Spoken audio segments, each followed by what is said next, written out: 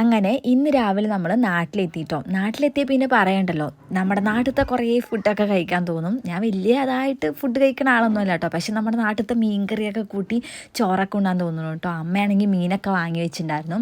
എന്ത് മീനാണെന്നൊക്കെ അറിയില്ല കേട്ടോ, പേരെന്തോ പറഞ്ഞു വരും. തേങ്ങ അരച്ച മീൻ കറിയും മീൻ വറുത്തതൊക്കെ ഉണ്ടായിരുന്നു. അതൊക്കെ കൂട്ടി ഫസ്റ്റ് തന്നെ പോയി ചോറുണ്ട് കേട്ടോ. ഈ തേങ്ങ അരച്ച മീൻകറി വെക്കണത് ഭയങ്കര നല്ല ടേസ്റ്റാണ് കേട്ടോ. ഇനി ഞാൻ കുറേ കാലത്തിന് ശേഷം നമ്മളിങ്ങനെ കഴിക്കണ കൊണ്ടാണെന്ന് അറിയില്ല, ഇനിയിപ്പോൾ അമ്മ വെച്ചത് കൊണ്ടാണോന്ന് അറിയില്ല കേട്ടോ. എനിക്ക് തോന്നുന്നത് അമ്മ വെച്ചുകൊണ്ടായിരിക്കും നല്ല ടേസ്റ്റ് എന്നതിന് കേട്ടോ. പിന്നെ നമ്മളിന്ന് പായസം ഉണ്ടാക്കി. എൻ്റെ അനിയത്തിയുടെ ഹസ്ബൻഡിൻ്റെ ബർത്ത്ഡേ ആണ് കേട്ടോ. അപ്പോൾ അനിയത്തി സർപ്രൈസ് ആയിട്ട് കേക്കൊക്കെ കൊടുക്കണം എന്നൊക്കെ പറഞ്ഞിട്ടുണ്ട്. അത് നമ്മൾ കൊടുക്കുന്നുണ്ട് കേട്ടോ. അതിൻ്റെ ഇടയിൽ നമ്മുടെ ക്ലോത്തിങ് ബ്രാൻഡിലെ കുറേ ഡ്രസ്സൊക്കെ പോയി നോക്കിയിട്ടോ. ഞാൻ പഞ്ചാബിലായിരിക്കുമ്പോഴാണ് നമ്മൾ ഈ ബിസിനസ് സ്റ്റാർട്ട് ചെയ്തത്. 1 മന്ത് ആവണുള്ളൂ കേട്ടോ. അപ്പോൾ ഇതൊക്കെ കാണാനൊരു ആകാംക്ഷ ഉണ്ടായിരുന്നു. ഫസ്റ്റ് വന്നിട്ട് അതന്നെയാണ് ഞാൻ പോയി നോക്കിയത്. കുറേ സാരീസും കുറേ ധാവണിയും സെറ്റുമുണ്ടൊക്കെ കളക്ഷൻസും കുറച്ചുകൂടി ഉണ്ട് കേട്ടോ.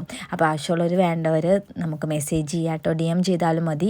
പിന്നെ നമ്മളെല്ലാവരും കൂടിയിട്ട് മീനിനെ അങ്ങോട്ട് പൊളിച്ചെടുത്തു കേട്ടോ. ഈ ഇൻസ്റ്റയിലും യൂട്യൂബിലൊക്കെ കണ്ടിട്ടുണ്ടായിരുന്നു. എൻ്റെ അനിയത്തിയാണ് എൻ്റെ മെയിൻ ആൾ കേട്ടോ. അവൾ ഉണ്ടാക്കിയപ്പോൾ നന്നായിട്ടുണ്ട് പറഞ്ഞു കേട്ടോ.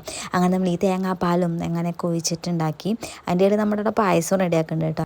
അപ്പോഴേക്കും നമ്മുടെ അളിയൻ വന്നു കേട്ടോ. അളിയനാണെങ്കിൽ സർപ്രൈസായിട്ട് കേക്കൊക്കെ അനിയത്തി മേടിച്ചിട്ടുണ്ടായിരുന്നത് കേട്ടോ.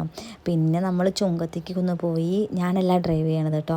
എൻ്റെ അനിയത്തിയാണ് കേട്ടോ. അവളാണെങ്കിൽ ഇപ്പോൾ ലൈസൻസ് കിട്ടിയുള്ളൂ. അവളെ ഒന്ന് പഠിപ്പിക്കാൻ എനിക്കും നല്ല പേടിയുണ്ട്. കാരണം എൻ്റെ അടുത്ത് ബ്രേക്കൊന്നും ഇല്ലാത്തതുകൊണ്ട് വലിയ പേടിച്ചിട്ടാണ് നമ്മളും അടുത്തിരുന്നത് കേട്ടോ.